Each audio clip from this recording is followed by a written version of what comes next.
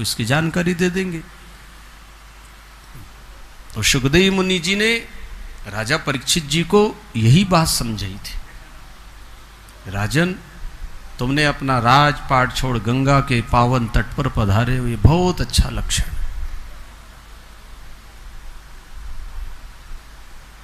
ज्यादा से ज्यादा समय सत्संग में बिताना चाहिए। हमारा मन सत्संग में लगे, कथा में लगे, भगवान में लगे, क्योंकि संसार में मन लगेगा तो फंस जाएंगे।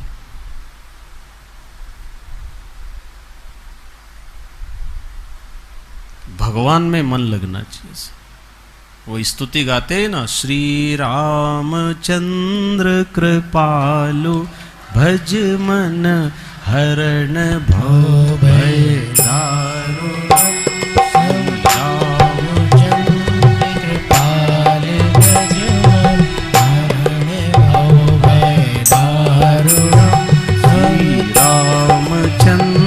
कृपालु भज मन हरण भव भय दारुणम। नव कंज लोचन कंज मुख पद कंज पद कंजारुणा। अगणित आवेद छविना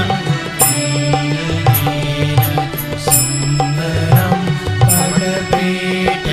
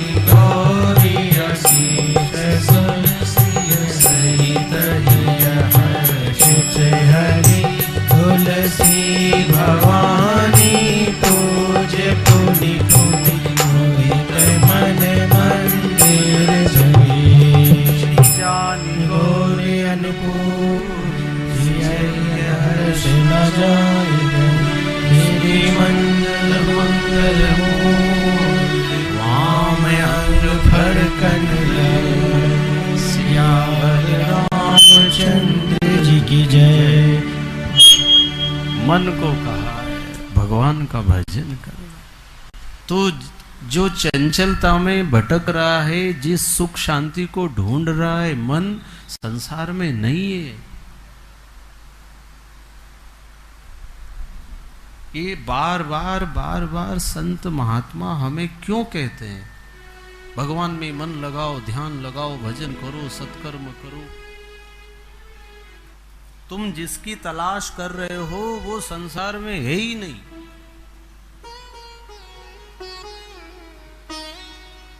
हम सुख चाहते, शांति चाहते, आनंद चाहते, ये आइटम है ही नहीं इधर। ये सब भगवान के पास है। कथा से परीक्षित जी को भी समझाया है।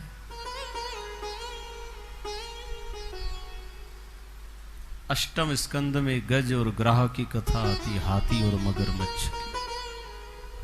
आप सबको याद है कथा। बहुत बड़ा शक्तिशाली हाथी था। त्रिकूट नाम का पर्वत 10,000 योजन लंबा चौड़ा, इतना ऊंचा था। ऐसे ही वैशाख ज्येष्ठ की तपन गर्मी में उसे जब प्यास लगी, वो पानी पीने के लिए सरोवर की तलाश करता है। उसके साथ बहुत बड़ा परिवार था। हाथी पर्वत से उतरकर सरोवर में पानी पीने के लिए प्रवेश करता। अंदर बैठा हुआ था मगरमच्छ, इसको पता नहीं था।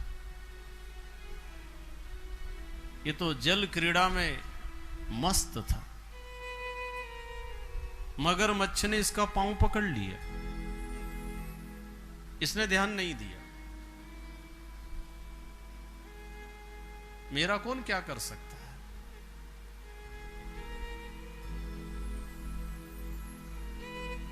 मैं बहुत बड़ा हूं, बलशाली हूं, मेरे जैसा दूसरा कोई है नहीं, ऐसा समझता था। जब मगरमच्छ ने पूरा पांव फंसा लिया, जब ये तो बाहर निकलने की कोशिश करता है, नहीं निकल सका, इतना जकड़ लिया था उसे।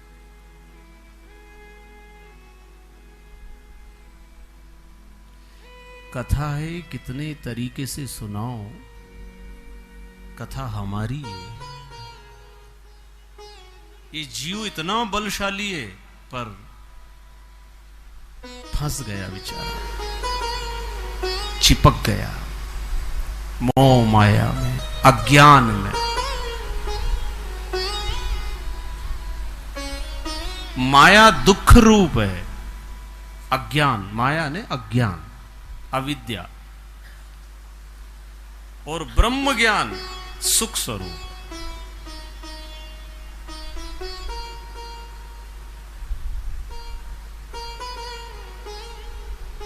हमें माया का ज्ञान है, ब्रह्म का नहीं है। हम फंस गए, चिपक गए। ये माया है दो भांति की, ये दो चलावे राह, एक मिलावे राम से, एक नरक ले जाए।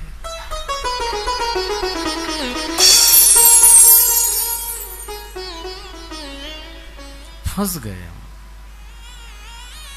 और पता नहीं चल रहा। एक तो आश्चर्य ये है, मतलब फंसे हुए हैं, डूबे हुए हैं, फिर भी खुश हैं, प्रसन्न है, कोई चिंता ही नहीं, कोई परवाह नहीं, मस्ती में घूम रहे, खा रहे। और काल रूपी मगरमच्छ ने पांव पकड़ रखा, पता ही नहीं है वो कब दबोच देगा, किसी को कोई खबर नहीं। कितने बेफिक्री से लोग घूमते हैं, ऐसा चिंता ही नहीं उनको।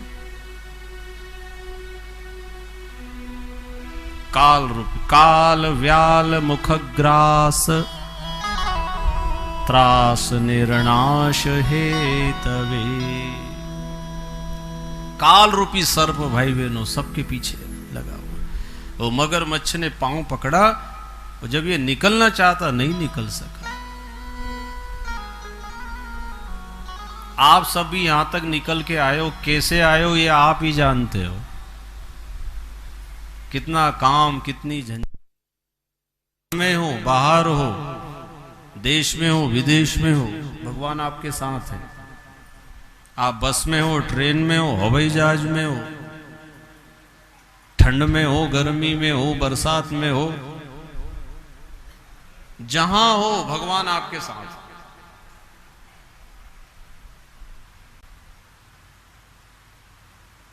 इसलिए भक्ति साधना उपासना करके भगवान मेरे अंग संग ही है, ऐसी समझ तैयार करो। क्योंकि वो ही सदा साथ में रहता है ना, कब कहां जरूरत पड़ जाए कोई पता नहीं। जो सदा साथ में रहे उसका साथ कर लो। हाथी का पांव पकड़ा, हाथी निकलने की कोशिश कर रहा, लेकिन हाथी का शरीर साथ नहीं देता। धीरे धीरे शरीर डूबने लगा। कहते हैं सूंड भी डूबने लगी, थोड़ी सी सूंड बची। हाथी ने विचार, अब कौन साथ देगा मेरा? परिवार को कहा बचाओ बचाओ, कोई बचाने नहीं आया। इतने गहरे पानी में कौन जाए? काल से कौन बचा सकता भाई बहनों? सिर्फ भगवान। सम्राट परीक्षित जी भी इसीलिए गंगा किनारे आकर के बैठे। मृत्यु से कोई बचा नहीं सकता सिवाय ईश्वर। हाथी ने भी जब देखा कोई साथ ना दे रहे तो ईश्वर को, भगवान को याद किया। गजेंद्र उवाच, हाथी बोला, ओम नमो भगवते तस्मै यतैतच्चिदा पुरुषाय परेशाय धीमहि।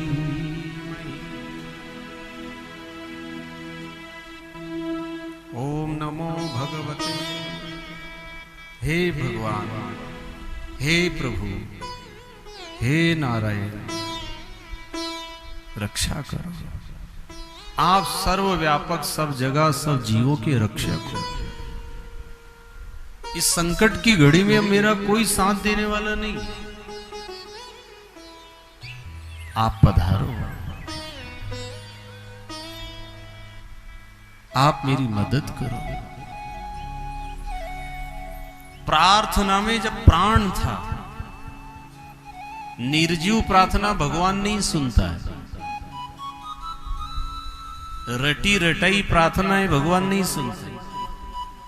प्रार्थना जीवित होना चाहिए, प्रार्थना में प्राण होना चाहिए।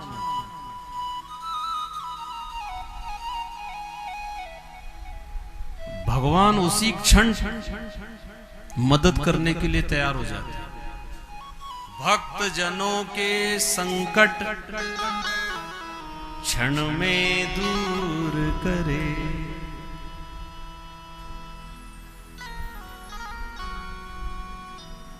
हाथी ने आवाज लगाई, तत्काल प्रभु गरुड़ छोड़ करके कूद पड़े।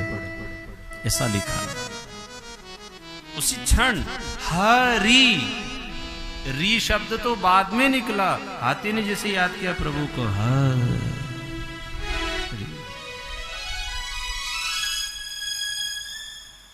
भगवान ने तत्काल हाथी को निकाला। मगरमच्छ भी खिंचाता आया, सुदर्शन चक्र से मगरमच्छ का मुख फाड़ दिया। उसने गंधर्व रूप धारण किया। वो मगरमच्छ प्रार्थना की, मैं पूर्व जन्म में गंधर्व था, ऋषि का अनादर करने से श्राप मिला, में मगरमच्छ के शरीर में पड़ा। आज मैं इस योनि से मुक्त हुआ।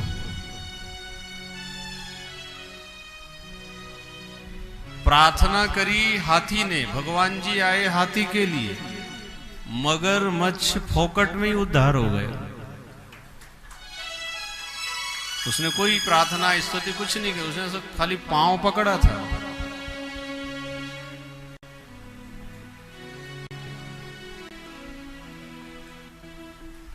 हमसे भजन हो जरूर करो, और हमसे भजन ना हो, ध्यान ना हो, तपस्या ना हो, तो जो कर रहे हैं उनके पांव पकड़ते रहो।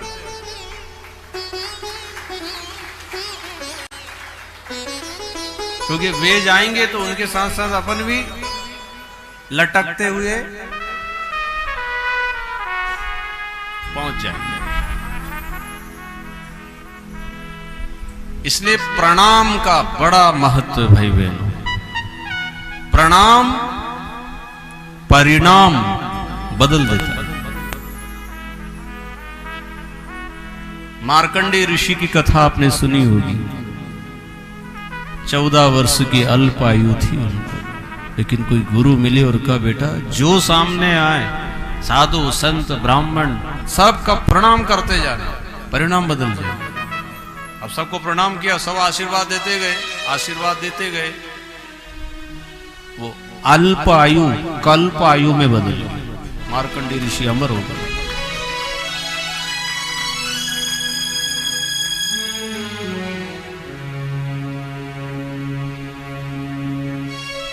हाथी का शरीर छूटा, दिव्य रूप धारण कर भगवान के धाम पहुंच गया, मोक्ष हो गया, हाथी मुक्त हो गया।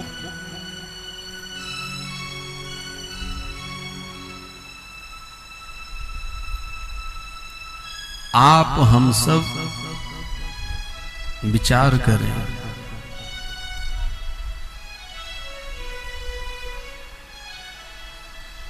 काल ने हम सबको पकड़ रखा है। जीवन को हल्के में मत बिताओ, इसको मजाक मत समझो। हर दिन कम होता जा रहा है। कितने बचे हैं? किसी के पास कोई कागज लिखा पड़ी? कथा के तो 3 दिन बचे हैं, और काया के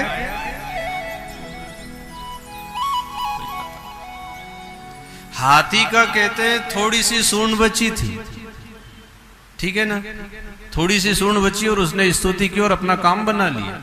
अपनी जिंदगी कितनी बची है नहीं पता, किसी को पता नहीं। इसलिए चिंता खड़ी होना चाहिए, दर्द खड़ा पैदा होना चाहिए भीतर से। वास्तव में हम तो गफलत में ही हैं, पता नहीं कौन सा दिन आखिरी आ जाए। आज भी तो हो सकता है कि आज ये पुरुषोत्तम मास में थोड़ी होता हो ऐसा। मृत्यु को कोई महीना, कोई दिन, कोई तिथि थोड़ी अड़ती है उसकी, 24 घंटे उसके। ये रास्ता बहता रहे, रुके नहीं क्षण एक, एकावत एक जात है, सहजो आंखों देख। ये रास्ता चलता रहता है, ऐसा हाईवे है ये। मृत्यु 24 घंटे, रात दिन, ठंड गर्मी बरसात, 24 घंटे काम चालू है। नाम ही मृत्यु लोक है। जिस लोक में हम रहते हैं यहाँ मृत्यु रहती है। मृत्यु कहती है मेरे अलावा कोई टिकने वाला नहीं, आए हैं, हाँ सावधान हो जाना। मृत्योर मां अमृतम गमयो, मृत्यु से अमरता की ओर जाने की तैयारी शुरू करो। मरना तो तय है। इसलिए जिस शरीर में हम रहते हैं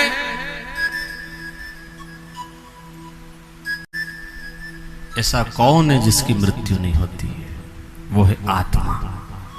आंखों से भी दिखना कम होगा, कानों से सुनना कम होगा, हाथ पांव से भी चलना कम हो जाएगा, सांस लेने में भी कष्ट होगा। ये सब धीरे धीरे धीरे धीरे खत्म होगा सब। लेकिन आत्मा अजर अमर चेतन है। इसलिए जिस शरीर में हम रहते हैं उस शरीर में कभी न मरने वाले को जान लो। परीक्षित जी को यही ज्ञान कराया था। राजा को यही कहा, आत्मा कभी मरती नहीं, मरती सदा ही देह है, ना देह अमर हो सकती, इसमें क्या संदेह है। देह तो अमर नहीं हो सकती, इसलिए जो अमर है उसको जान लो। कब? मरने से पहले। परीक्षित को वो ज्ञान करा दिया। मृत्यु तो उनकी भी हुई, लेकिन वो ये समझ गया मृत्यु शरीर की हुई है, मेरी नहीं हुई। इसलिए भाई बहनों, आप हम सबको भी 24 घंटे में कुछ क्षणों के लिए ऐसे बैठ जाया कर, ध्यान, मैं आत्मा हूं, मैं शरीर नहीं हूं। हमने अपने को कुछ मान रखा है, जो है असली स्वरूप उसको हम जानते ही नहीं। मैं गरीब हूं, मैं दुखी हूं, मैं बीमार हूं, मैं स्त्री हूं, मैं पुरुष हूं, मैं दुखी हूं, मैं सुखी हूं, ये हम समझते हैं, जबकि ये हम है ही नहीं। ये ऊपर से हमारी मान्यता हो गई।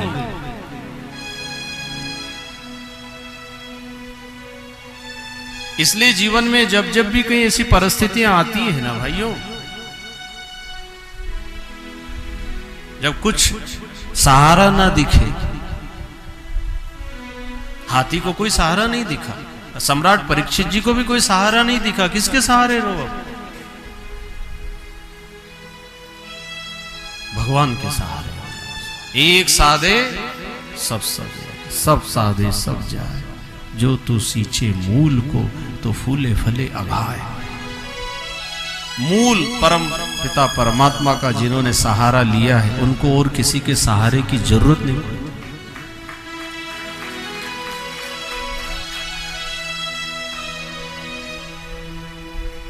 पक्का करो बस, देखो मन में बैठा लो, हाँ भगवान की बहुत जरूरत है। और कैसे मिलेगा उसके लिए शुरू हो जाओ, शुरू हो जाओ।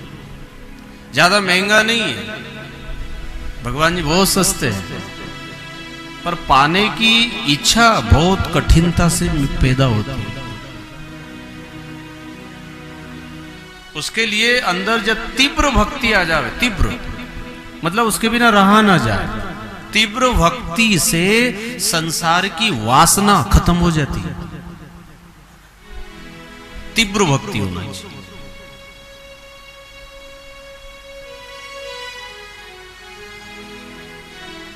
जब तीव्रता आ जाएगी भीतर से कि अब सिर्फ भगवान ही है, इसके अलावा और कोई नहीं है। जैसे पानी में डूबते हुए को आप जलेबी खिलाओ, पूरन पूड़ी खिलाओ, हलवा खिलाओ, जो डूब रहा है खाएगा? वो क्या कहेगा? मेरे को बाहर निकालो, बाहर निकालो। ऐसी तड़प भाई बहनों, हमको ये अगर संसार अच्छा लग रहा है, इसका मतलब आप पार होने की चिंता नहीं करते। चिंता खड़ी हो जानी थी। राजा परीक्षित को चिंता खड़ी हो गई थी, और वो क्या प्रार्थना कर रहे थे? मेरी डगमग डोले नैया, मेरे नाथ संभाले रहियो। मेरी डगमग डोले नैया, मेरे नाथ संभाले रहियो। डगमग डोले नैया।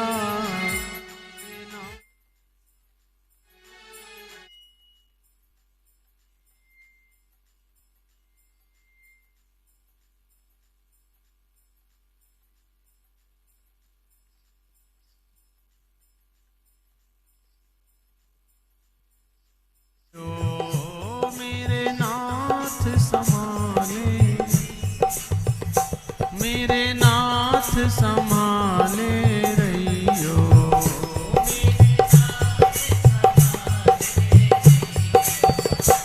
मेरी डगमग डोले नैया, मेरे नाथ संभाले रहियो। मेरी डगमग डोले नैया, भाव से बोलो। नाथ संभाले रहियो।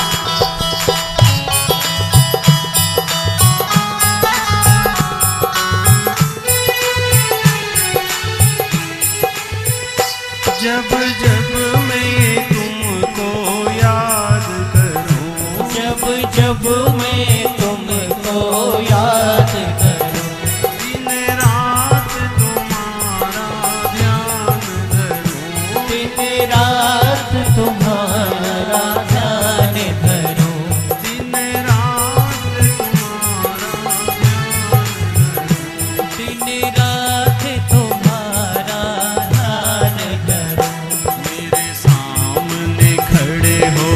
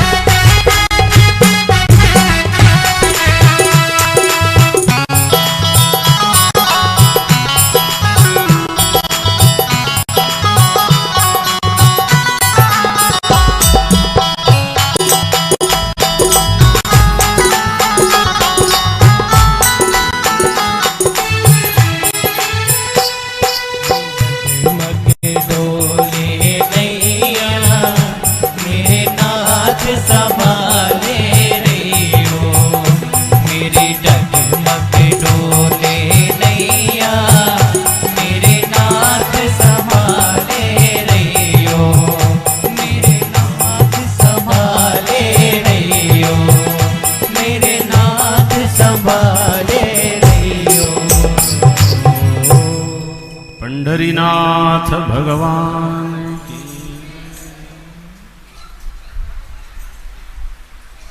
भगवान के अलावा संभालने वाला दूसरा कोई नहीं है, और भगवान सबके हैं,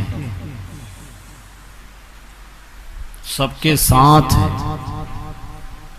आप जैसे भी हो, गीता जी में भगवान जी ने कितनी बड़ी बात कही, तुम जैसे हो मैं तुम्हारा हूं।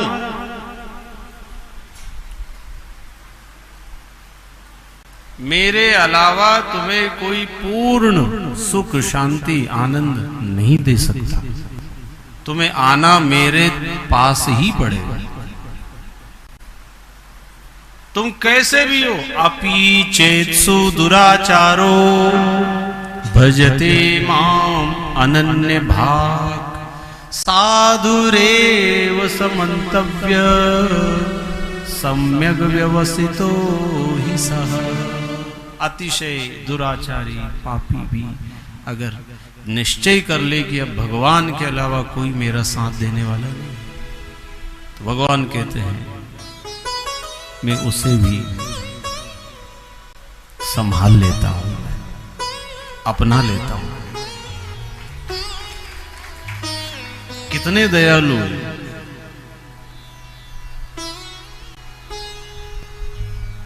दुनिया से ठुकराए हुए को भी ठाकुर शरण में ले लेता, और घोषणा कर दी उन्होंने इसी भूमि पे जो गीता का अमर उपदेश दिया उन्होंने, और आखिरी श्लोक में कह दिया अहम त्वाम सर्व पापेभ्यो मोक्षयिष्यामि मा शुचः। मैं तुम्हें सब पापों से मुक्त कर दूं,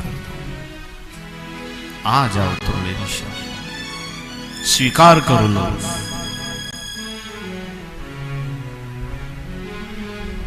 अब हमारे तरफ से देर है, हमारे विश्वास में कमी है।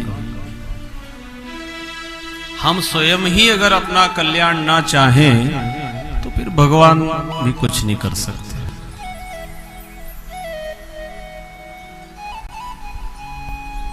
अपना कल्याण किसमें है, अपना भला किसमें है,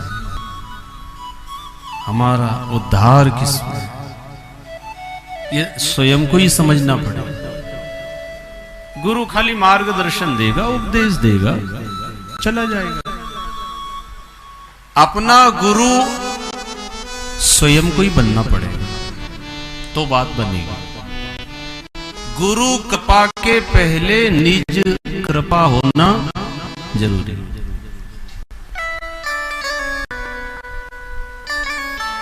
परीक्षित ने पहले अपने ऊपर कृपा की कि मेरा जीवन सफल हो। भगवान की कृपा तो तैयार ही है ना, वो तो बरसती है। अपने ऊपर अपनी कृपा हो जावे तो सब कृपाएं होने लग जाएगी। जब तक हम स्वयं अपना कल्याण नहीं चाहेंगे, भगवान हमारा कल्याण नहीं कर सकते। इसलिए भगवान ने गीता जी में साफ साफ कह दिया है, उद्धरेदात्मनात्मानं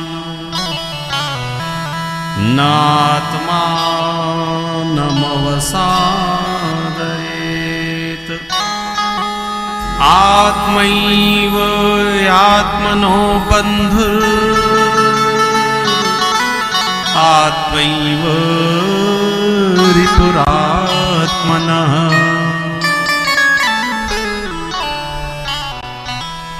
मनुष्य अपने द्वारा बनाया घर, संसार, दुकान, इससे निकलने के लिए स्वयं प्रयास करें, क्योंकि हम नहीं बनाया है। दुकान, मकान, जिम्मेदारी, परिवार, ये अपना बनाया हुआ संसार समुद्र है, और हम ही इसमें फंस गए, क्योंकि हमने ही भगवान से ये सब मांगा था ना, भगवान ने दे दिया। अब हम भगवान से क्या कह रहे, प्रभु तू निकाल, ये माया जाल में फंस गए, झंझटों में उलझ गए। भगवान ने कहा भाई तुमने ही तो मांगा था। हाँ प्रभु पर अब निकालो। तो तेरी इच्छा है कि ऊपर से ही बोल रहा है?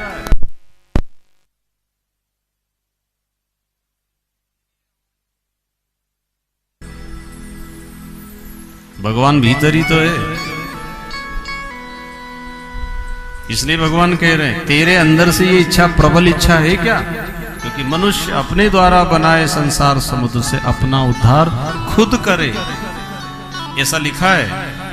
अपने को अधोगति में न डाले, क्योंकि मनुष्य स्वयं अपने आप का शत्रु है और अपने आप का मित्र है।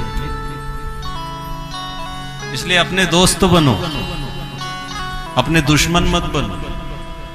आप जब पाठ करते हो, पूजा करते हो, पुण्य का काम करते हो, ध्यान साधना करते हो, तो अपने आप के साथ मित्र जैसा व्यवहार करते हो।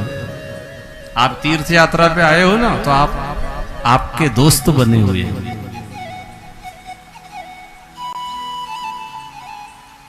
और जो सत्कर्म पूजा पाठ में नहीं लगा है, वो अपने आप का दुश्मन। ये गीता में लिखा है, और जरूर पढ़ना गीता के 5वें अध्याय के 6ठे श्लोक में, बहुत अच्छा है, समझ में आ जाएगा। अपना उद्धार खुद को ही करना है, अब किसी के भरोसे मत रहो।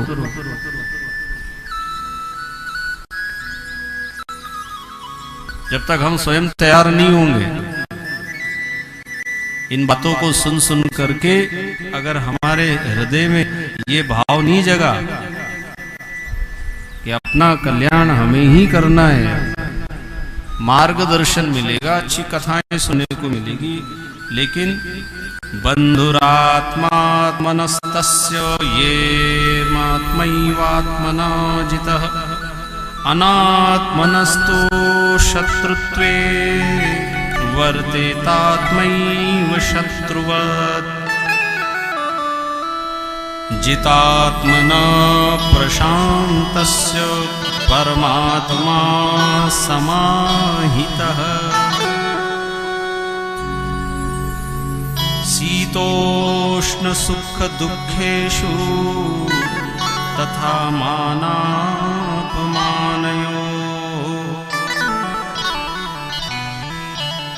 बहुत अच्छी बात लिखी भाई बहन। गीता पाठ का तो नियम बना लो। यहां से ऐसा संकल्प लेकर के जाइए कि कुरुक्षेत्र की पावन भूमि पर योगेश्वर भगवान श्री कृष्ण जी ने अर्जुन जी को जो महाभारत के मैदान में उपदेश दिया, युद्ध की तैयारी है, रणभेरियां बज रही है, शंख ध्वनि हो गई है, घोषणा हो गई है, युद्ध चालू है, सावधान। उस वक्त श्री कृष्ण जी अर्जुन जी को उपदेश दे रहे हैं, ज्ञान दे रहे हैं। मतलब कैसी विकट परिस्थिति हो, संघर्षमय जीवन हो, मुसीबत हो, विपत्ति हो, संकट हो, ज्ञान तब भी सुनो। दोनों ओर सेना खड़ी है, बीच में रथ, और श्री कृष्ण जी समझा रहे हैं। जबकि ज्ञान की बात अकेले में, एकांत में, शांति से मन लगे तब सुनाई जाए। अब वहां सामने सब तलवार ले ले खड़े और इनसे कह रहे आत्मा अजर अमर चेतन अविनाशी है।